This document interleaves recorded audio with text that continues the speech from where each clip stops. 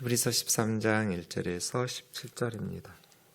형제 사랑하기를 계속하고 손님 대접하기를 잊지 말라. 이로써 부지 중에 천사들을 대접한 이들이 있었느니라. 너희도 함께 갇힌 것 같이 갇힌 자를 생각하고 너희도 몸을 가졌은즉 학대받는 자를 생각하라. 모든 사람은 결혼을 귀히 여기고 침소를 더럽히지 않게 하라. 음행하는 자들과 간음하는 자들을 하나님이 심판하시리라. 돈을 사랑하지 말고 있는 바를 족한 줄로 알라. 그가 친히 말씀하시기를 내가 결코 너희를 버리지 아니하고 너희를 떠나지 아니하리라 하셨느니라. 그러므로 우리가 담대히 말하되 주는 나를 돕는 이시니 내가 무서워하지 아니하겠노라. 사람이 내게 어찌하리요 하노라. 하나님의 말씀을 너희에게 일러주고 너희를 인도하는 자들을 생각하며 그들의 행실의 결말을 주의하여 보고 그들의 믿음을 본받으라. 예수 그리스도는 어제나 오늘이나 영원토록 동일하시니라. 여러 가지 다른 교훈에 끌리지 말라. 마음은 은혜로서 굳게함이 아름답고 음식으로서 할 것이 아니니 음식으로 말미암아 행한 자는 유익을 얻지 못하였느니라. 우리에게 제단이 있는데 장막에서 섬기는 자들은 그 제단에서 먹을 권한이 없나니 이는 죄를 위한 짐승의 피는 대제사장이 가지고 성소에 들어가고 그 육체는 영문 밖에서 불사름이라. 그러므로 예수도 자기 피로써 백성을 거룩하게 하려고 성문 밖에서 고난을 받으셨느니라. 그런즉 우리도 그의 치욕을 짊어지고 영문 밖으로 그에게 나아가자. 우리가 여기에는 영구한 도성이 없으므로 장차올 것을 찾나니 그러므로 우리는 예수로 말미암아 항상 찬송의 제사를 하나님께 드리자. 이는 그 이름을 증언하는 입술의 열매니라. 오직 선을 행함과 서로 나누어 주기를 잊지 말라. 하나님은 이 같은 제사를 기뻐하느니라. 같이요. 너희를 인도하는 자들에게 순종하고 복종하라. 그들은 너희 영혼을 위하여 경성하기를 자신들이 청산할 자인 것 같이 하느니라. 그들로 하여금 즐거움으로 이것을 하게 하고 근심으로 하게 하지 말라. 그렇지 않으면 너희에게 유익이 없으리라. 아멘. 어제 제가 히브리서는 은혜와 책임 이 두 단어로 설명할 수 있다고 말씀드렸습니다. 우리에게 베푸신 하나님의 은혜는 구약의 짐승제사를 드리는 정도에 지나지 않습니다. 하나님의 아들, 히브리서가 그렇게 시작하죠. 옛적에는 선지자들을 통해서 여러 부분과 여러 모양으로 우리 조상들에게 말씀하셨던 하나님이 이 모든 날 마지막에 아들을 통해서 우리에게 말씀하셨다. 옛적에 선지자들을 통해서 말씀하신 것, 또 선지자들을 통해서 말씀하신 그 하나님의 구원과 죄사함과 은혜들이 있죠.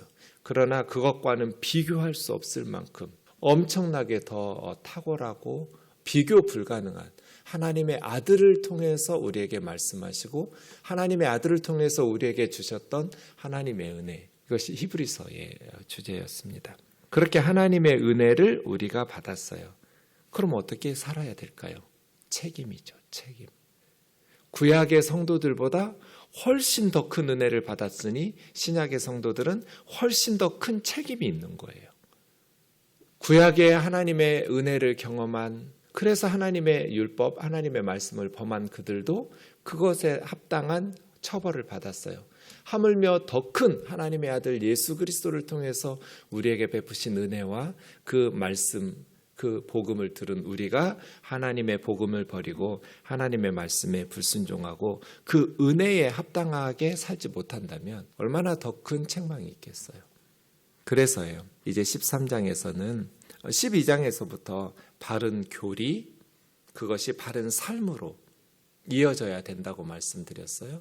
그것은 두 가지였는데 첫 번째는 진동하지 않는 영원한 하나님의 나라를 우리에게 주셨으니 우리가 하나님 앞에 은혜를 받자라고 한글 성경 번역했지만 사실은 감사하자였어요.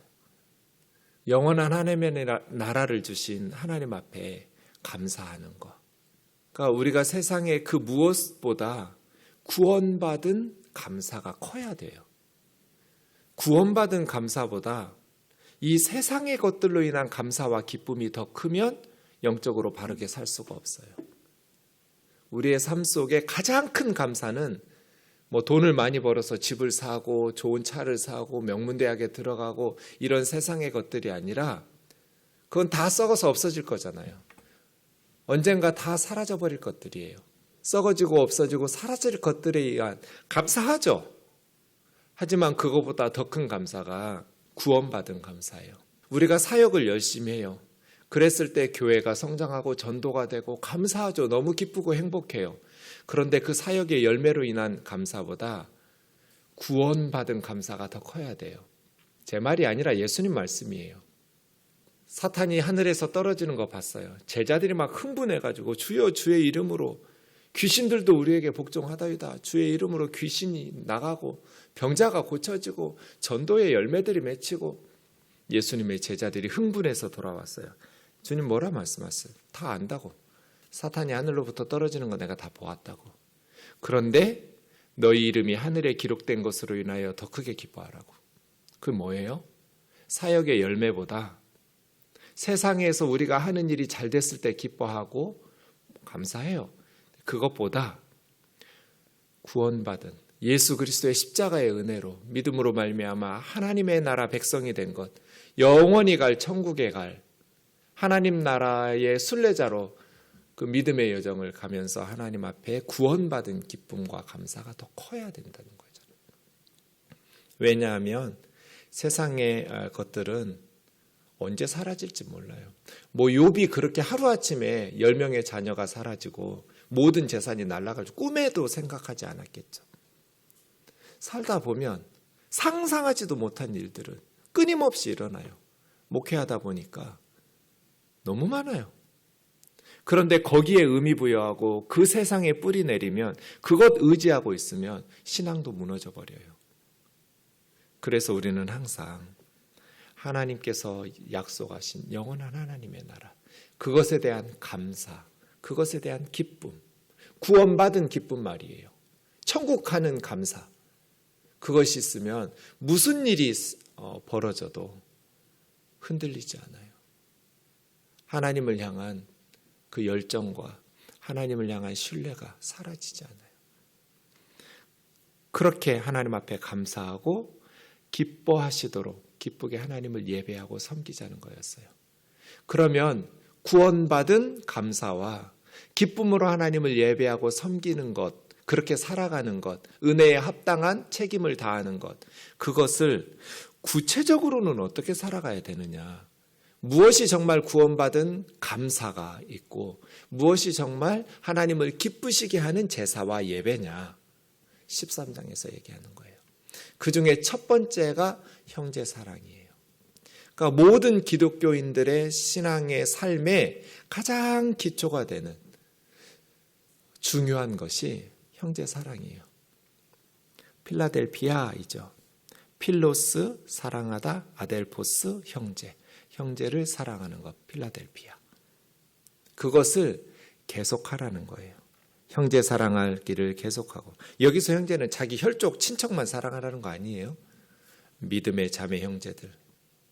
히브리서에서는 예수님이 우리를 형제라고, 형님 예수, 오빠 예수라고 말씀드렸어요. 하나님 아버지 안에서 우리는 모두 형제 자매예요. 사랑하기를 계속해라. 히브리서에서는 공동체적 영성을 강조했어요. 이미 10장에서. 서로 돌아보아 사랑과 선행을 격려하며 모이기를 패하는 어떤 사람들의 습관과 같이 하지 말고 예수님이 오실 재림의 날이 가까움을 볼수록 더욱 힘써 서로 돌아보아 사랑과 선행을 격려하면서 모이기를 힘쓰라고. 내 개인의 신앙뿐 아니라 공동체적 영성을 강조했잖아요. 형제 사랑은 그런 거죠.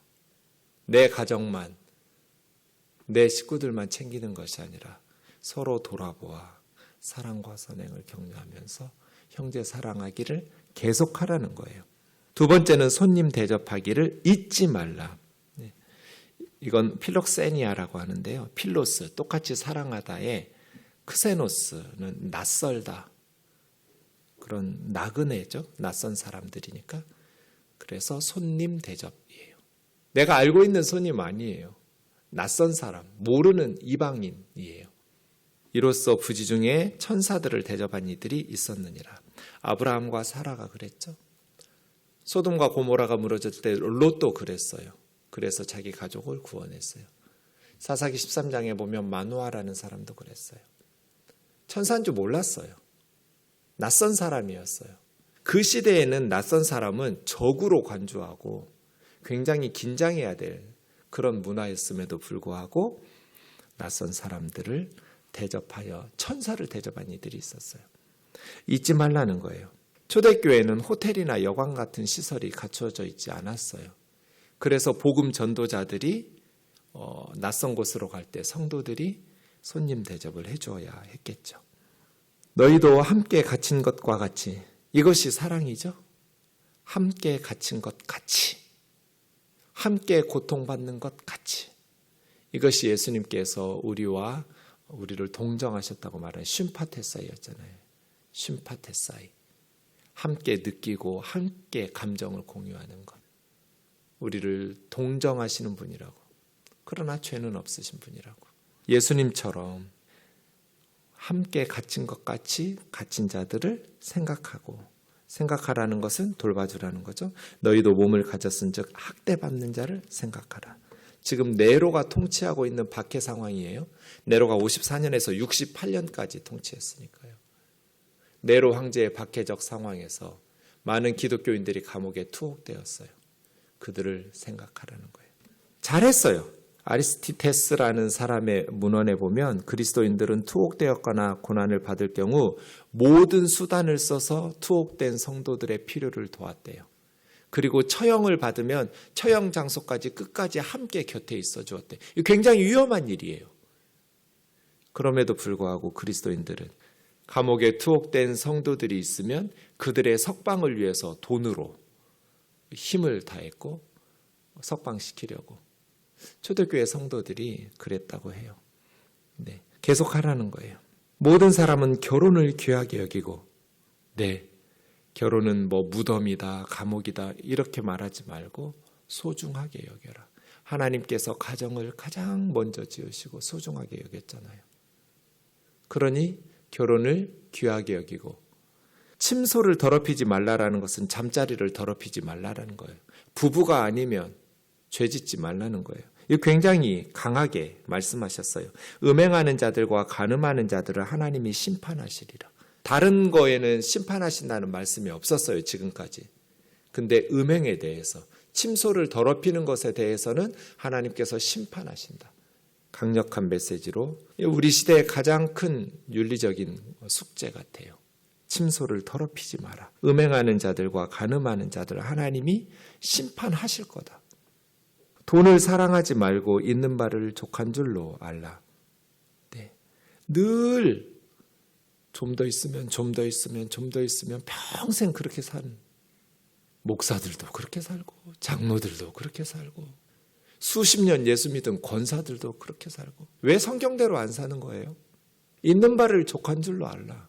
부유해도 그것 때문에 교만해지지 않고, 그것 때문에 든든하지 않고 하나님 때문에 든든하게 살아야 믿음이고요.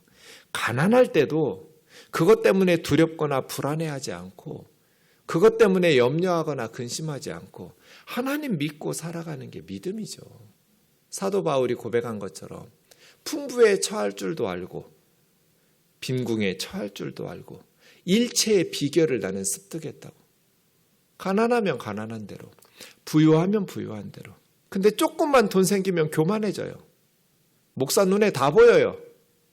달라졌는데 자기만 안 달라진 줄 알아요. 마음이 달라졌는데 어떻게 눈에 안 보여요. 말하는 게 달라졌는데 어떻게 안 보여요. 교만해져요. 조금만 세상의 것들이 잘 되고 조금만 돈이 생기고 부자가 되고 성공하면 달라지더라고요. 조금만 가난해지고 조금만 어려워지면 그것도 눈에 다 보여요. 왜 목사한테 들켜요? 예수 믿는 사람들이 가난에 처할 줄도 알고 풍부에 처할 줄도 알고 하나님 붙들고 하나님 의지하고 예수 자랑하고 살아야죠. 세상의 것 자랑하지 말고 예수님 붙들고 살아야죠. 세상의 것 의지하지 말고. 언제 사라질지 모르는 그러한 것들에 마음 흔들리지 말고 바울이 말한 것처럼 내게 능력 주시는 자 안에서 내가 모든 것을 할 수 있느니라. 그걸 믿음이라고 그래요. 있는 바를 족한 줄로 알아. 왜요? 하나님이 도우시니까요. 내가 결코 너희를 버리지 아니하고 너희를 떠나지 아니하리라. 하나님 우리 떠나신 적 있어요?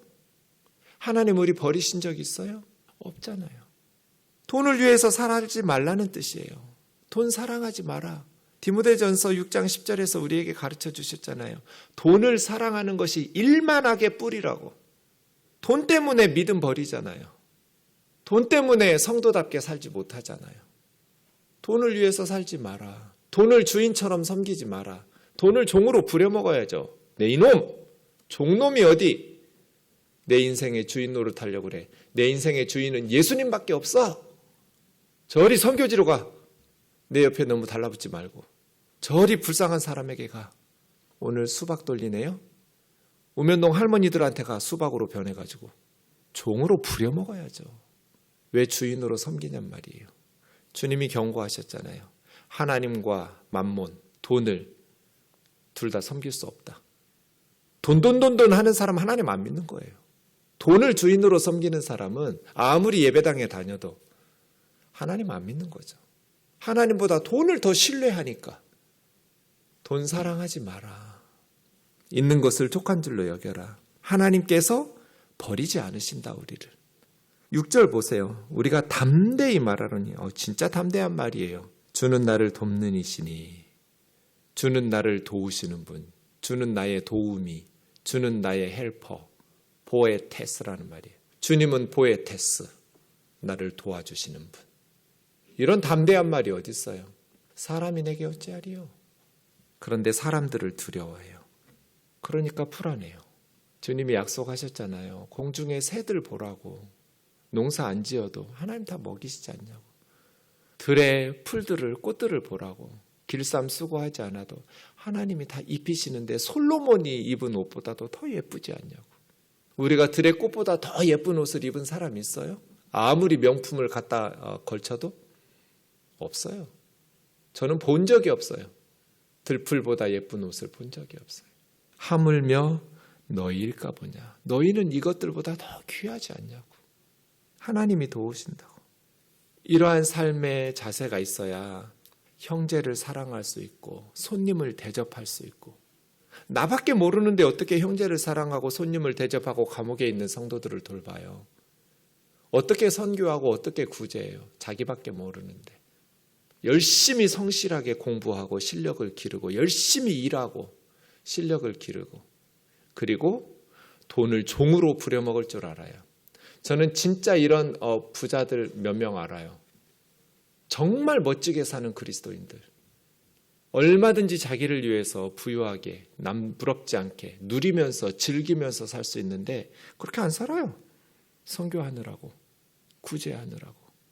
그게 어리석은 것 같지만 하나님께서 얼마나 기뻐하실까요? 얼마 되지도 않는 구두를 막 5년 10년씩 제가 대학 다니는 4년 동안 우리 학교 김일수 교수님이라는 분은 법대 교수였는데 딱 신발 한 켤레 봤어요. 제가 거의 매주 만난 분이거든요. 장로님이셨어요. 그런데 4년 동안 신발이 한 켤레예요. 똑같은 신발 신고 다녀요. 구두가 바뀐 적이 없어요. 전 그분이 사치하는 걸 본 적이 없어요. 그러면서 미혼모들, 또 사회에 소외된 사람들, 엄청나게 많은 선행을 1, 2학년 때는 몰랐어요. 3, 4학년 되니까 그분의 삶이 보이더라고요. 아, 저렇게 예수 믿는 거구나. 대학 교수예요. 방송에도 많이 나오고 아주 유명한 실력 있는 교수예요. 그런데도 저는 그분이 교만하게 말하는 걸 본 적이 없고 세상의 것들을 누리고 즐기기 위해서 사치하는 걸 본 적이 없어요. 예수님의 제자답게 살아요. 이것이 은혜 받은 사람들의 책임이잖아요. 하나님의 말씀을 너희에게 일러주고 너희를 인도하는 자들을 생각하며 그 행실의 결말을 주의하여 보고 그들의 믿음을 본받으라. 9절에 보면 여러 가지 다른 교훈에 끌리지 마라. 마음은 은혜로서 굳게 하며 아름답고 은식으로 할 게 아니다. 지금 초대교회에 여러 가지 다른 교훈들이 성도들을 잡다한 거짓 메시지가 지금의 이단들처럼 성도들을 미혹하고 있었잖아요. 여러 가지 다른 교훈들. 흔들리지 마라. 어떻게 해야 될까요? 7절처럼 하면 돼요. 하나님의 말씀을 너희에게 일러주고 너희를 인도하는 자들을 생각하고 그들의 행실의 결말을 주의하여 보며 그들의 믿음을 본받으라. 덮어놓고 본받지 말고 그들의 행실을 주의하여 보고 1세대가 잘 믿음에 경주했잖아요. 지금 히브리서는 복음 2세대란 말이에요. 앞선 너희들의 스승들, 너희에게 말씀을 가르쳐주고 너희를 영적으로 인도해 주었던 자들을 잘 보고 그들의 믿음 본받으라고. 예수 그리스도는 어제나 오늘이나 영원토록 동일하시니라. 조상들과 함께 하셨던 예수님은 지금 우리와도 동일하게 함께 하신다는 거잖아요. 세대가 바뀌어도 복음은 변하지 않고 예수 그리스도는 변하지 않아요. 그러니 다른 교훈에 끌리지 말고 마음은 은혜로서 굳게 하라라는 것은 강하게 튼튼하게 하라는 거예요. 베바이온이라는 말, 베바이오 튼튼하게, strong 그 말이에요. Be strong in grace예요.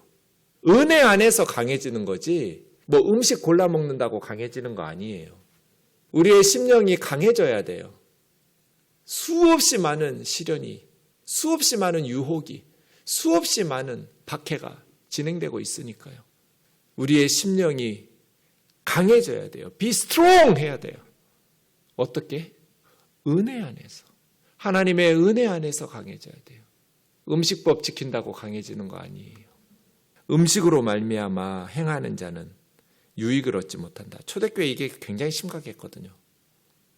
10절부터 16절까지는 주일에 설교할 거예요. 시간이 없으니까 17절로 넘어가세요. 너희를 인도하는 자들에게 순종하고 복종하라. 그들은 너희 영혼을 위하여 경성하기를 자신들이 청산할 자인 것 같이 하느니라. 그들로 하여금 즐거움으로 이것을 하게 하고 근심으로 하게 하지 마라. 그렇지 않으면 너희에게 유익이 없느니라. 7절과 17절을 비교해 보세요. 7절만 있으면 안 되고요. 17절만 있어도 안 돼요. 두 가지를 같이 봐야 돼요. 덮어놓고 목사들 말 들으면 안 돼요. 그들의 행실의 결말을 주의하여 보고 그들의 믿음을 본받아야 돼요. 그런데 늘 목회자들 의심하고 그냥 검증하려고 그러면 안 돼요. 17절 너희를 인도하는 자들에게 순종하고 복종해야 돼요. 그 사람이 더 위대해서가 아니라 하나님이 맡겨주신 직분 때문이잖아요. 권위주의는 없어져야죠. 그런데 권위까지 없애버리면 어떡해요? 권위주의는 사라져야 하지만 하나님께서 세우신 직분의 권위는 존중해야 하잖아요.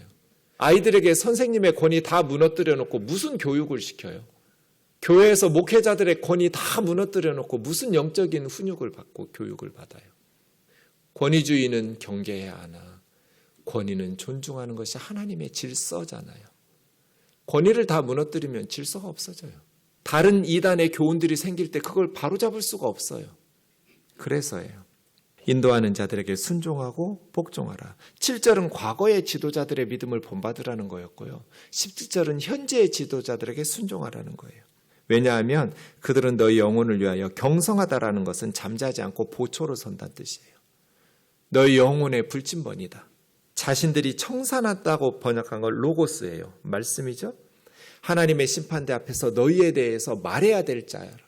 여러분이 하나님의 심판대 앞에 설 때 제가 변호해야 돼요. 제가 말해야 돼요. 그런 하나님의 심판대 앞에 선 성도들을 위해서 하나님 앞에서 책임져야 될 사람이 목사잖아요. 여러분이 신앙이 바르게 하나님 앞에 설 때는 주님이 저한테 칭찬할 거고 여러분의 신앙이 무너지고 망가졌을 때는 주님이 저를 책망하실 거잖아요. 너 목회 어떻게 했냐? 목회자들은 그런 사람들이라는 거예요. 이 말씀 볼 때마다 두려워요. 정신이 번쩍 들어요.